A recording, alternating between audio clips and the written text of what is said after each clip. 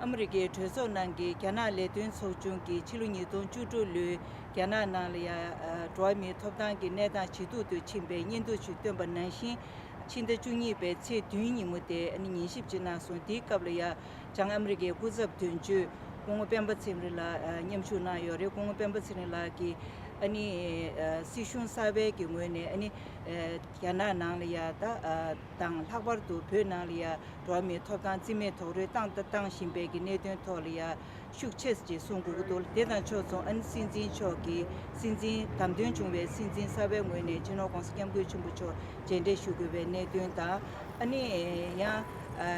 America Trezone Tenga Beto Zimbe Siju di Mutuni Chalenta Gobe Tinte Golia Nyesan Shuna Son. American presidents have done in the past. His Holiness Dalai Lama and the Tibetan people are very concerned about the well-being of the Nobel laureate, Liu Xiaobo, and demand his immediate release from incarceration. As I present the case of Tibet before you, we Tibetans stand with our Chinese, Uyghur, Falun Gong friends who are represented here, and also our Southern Mongolian friends who are unfortunately not represented here. We all suffer the same fate under the repressive communist government of People's Republic of China.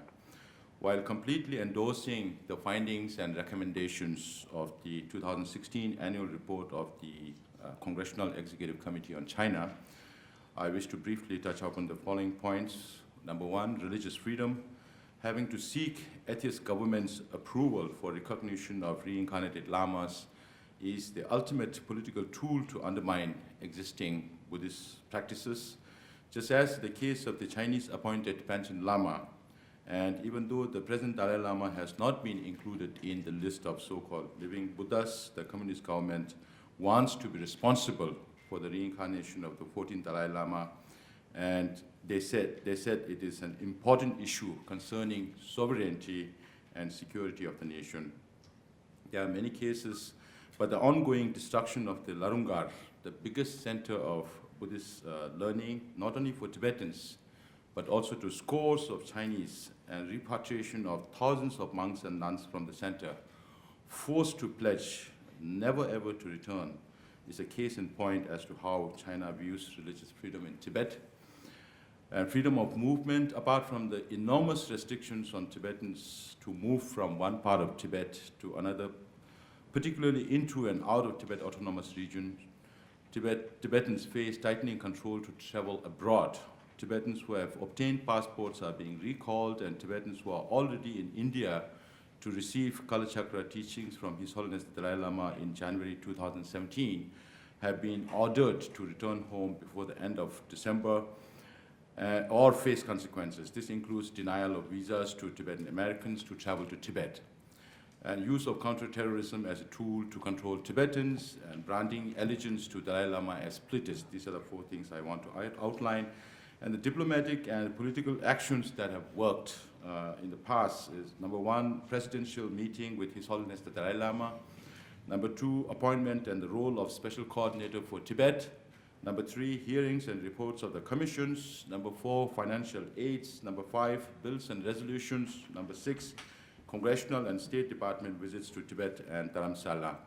Suggestions to the new administration in the Congress. Number one, as an integral part of the US policy on China, US should play a pivotal role in highlighting human rights situation in China, Tibet, Uyghur, and Southern Mongolia. Number two, US should advocate for the release of all political prisoners, including Panchen Lama and Liu Xiaobo. Number three, the new administration should implement US Tibet Policy Act 2002, including early appointment of a senior-level State Department Special Coordinator for Tibet. Number four, the administration should impress on China the need to establish US consulate in Lhasa.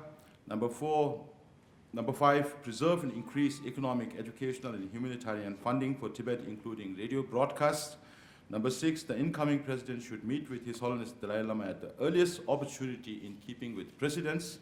Number seven, the administration should monitor misuse of counterterrorism in Tibet. Number eight, the administration and the Congress should urge the Chinese government to resume dialogue with the representative of His Holiness the Dalai Lama without preconditions. Number nine, the administration and the Congress should emphasize to the Chinese leaders the need to teach in Tibetan language. Number 10, the administration and the Congress should raise discriminatory policies of the PRC towards Tibetans in matters relating to religious freedom and freedom of movement. Number 11, the Congress should support and adopt the Reciprocal Access to Tibet Bill to promote access of US officials, journalists, and citizens to Tibet, Uyghur, and other minority nationalities. Number 12, the Congress should organize more bipartisan, bicameral visits to Tibet and Dharamsala. Thank you, Chairman Representative Chris Smith and Co-Chair Senator Marco Rubio for the opportunity. Mr. Speaker, thank you so very much for your testimony and for your very specific recommendations, because all of this will be given to the next administration. So thank you.